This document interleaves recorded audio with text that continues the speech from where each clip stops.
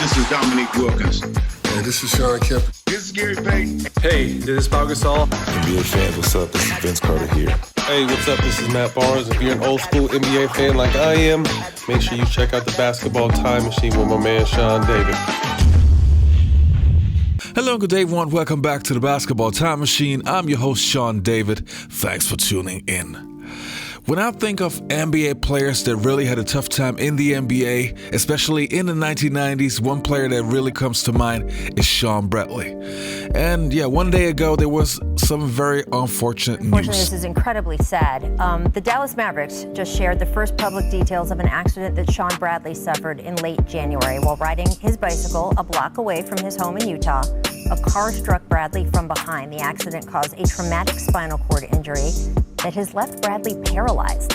After undergoing neck fusion surgery, Bradley has spent the last 8 weeks hospitalized and in rehabilitation. So the following video that I'm going to show you guys is actually one of the first videos that I did for this channel. I think it's from 2019, but I felt like this would be a good opportunity to show Shawn Bradley some love because I personally feel that he was not that bad and he had many upsides.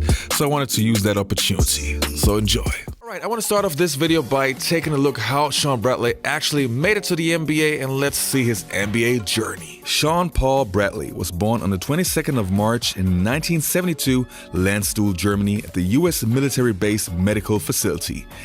He grew up in Castledale, Utah when his family moved back to the United States, and Shawn started to play basketball at a very young age. He played high school basketball at the Amory High School from 1987 until 1990.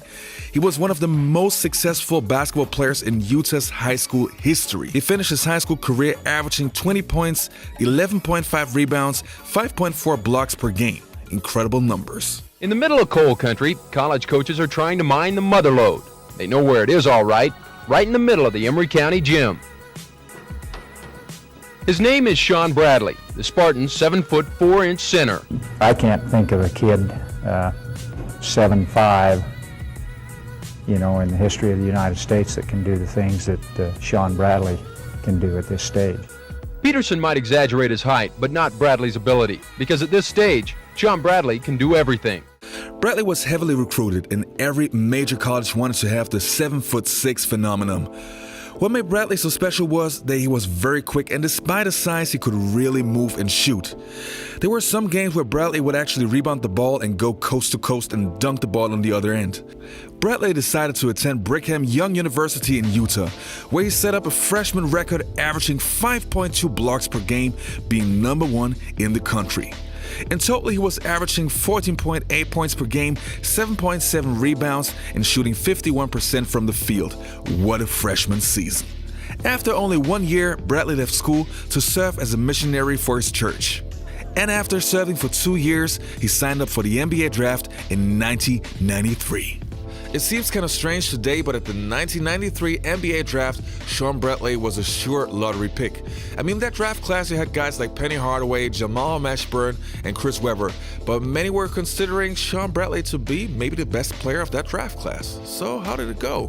Are those players expected to go early in this year's NBA draft? Michigan's Chris Webber is likely to be one of the first picks taken.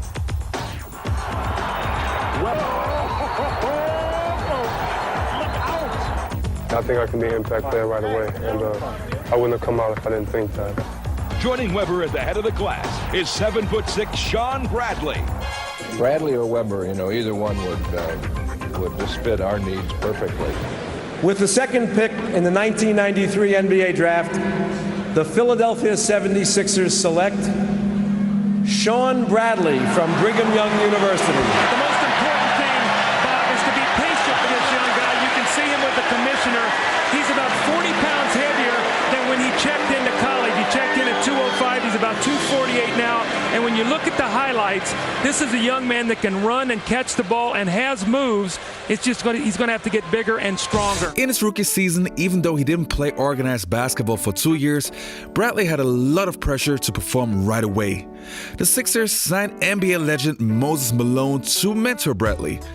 And even though Bradley was very inconsistent, he still averaged 10 points, 6.2 rebounds, and 3 blocks a game in his rookie season. He had some very good games, even dropped 24 points on Shaquille O'Neal. During the season, Bradley was getting better and better, and he was selected to the NBA All-Star Game rookie team. What many people forgot was that Shawn Bradley actually worked on the skyhook and was actually one of the few guys who could really pull it off. Down to Bradley, looking for the hook. And finding it. I'm happy for him. And, you know, he's making progress. But in February 1994, he suffered his first big season-ending injury. He dislocated his kneecap, which, by the way, wouldn't be his only time. In his second season, Bradley came back, and he could see that something wasn't right. His movement wasn't as fluent, but he was still improving in rebounding and his shooting percentage and blocks. This is game number 39 in the season. Bradley loads up the hook and calls. After that season, the Philadelphia 76ers knew Bradley had issues with his body and traded him to the New Jersey Nets, where he stayed for 2 seasons and again improved in every aspect. And on certain nights, you could really see what a great skill set Shawn Bradley actually has. I mean, look at that move. That is a better post game than 99% of today's bigs have. But again, Shawn Bradley got hurt seriously again and was losing more and more of his mobility, and this is exactly where his downfall started. He was still trying to block shots, he was still trying to play the same way as he did when he was healthy, and year by year it got worse and worse. In 1996, when he was traded to the Dallas Mavericks, so when he was at the age of 24, it's very interesting because Bradley was playing 33 games. That was before his next injury, and at that time he was averaging 14.6 points per game, 8.7 rebounds, 2.7 blocks in only 32 minutes, so really, really good numbers. Then he got hurt, and from that point onwards, yeah, it really went downhill. So that was exactly the time when it started, when Shawn Bradley got posterized all of the time. And still, to be honest, I'm happy that he was challenging those guys. But of course, it didn't look too good when he got posterized that often. The sad thing is nowadays, if you go on YouTube and you type in Shawn Bradley, you only see Shawn Bradley getting posterized. What you don't see is that this guy actually blocked a lot of shots. So let's see how good he was at that. And Hill, Bradley a block. Bradley recovered for his 1,000th career block. Bradley knocks it away. Starks blocked by Bradley. Underneath Jamison. Bradley a block. Jamison again. Bradley a block. Shot rejected. Now let's take a look at Shawn Bradley's numbers. And actually, you guys will be surprised he had some good seasons. And some seasons for his age, they weren't that bad. So the numbers that we now take a look at are the numbers post Shawn Bradley's injury.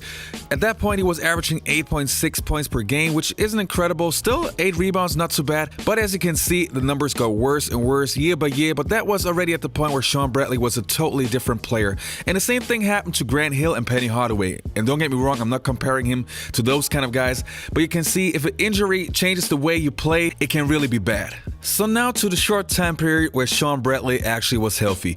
Remember, when he entered the NBA, he didn't play organized basketball for 2 years, so it definitely needed at least 1 year to adjust and to get in shape.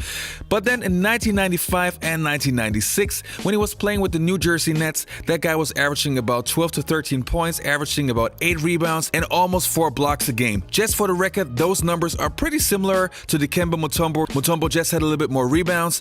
And in 1996, when he was playing with the Dallas Mavericks, Bradley was almost averaging 15 points, almost 9 rebounds, and that in only 32 minutes. Those are definitely decent numbers. Alright you guys, so what happened to Shawn Bradley? I mean, one of the reasons why I made this video is I want to show that Shawn Bradley was not that bad as many people give him credit for.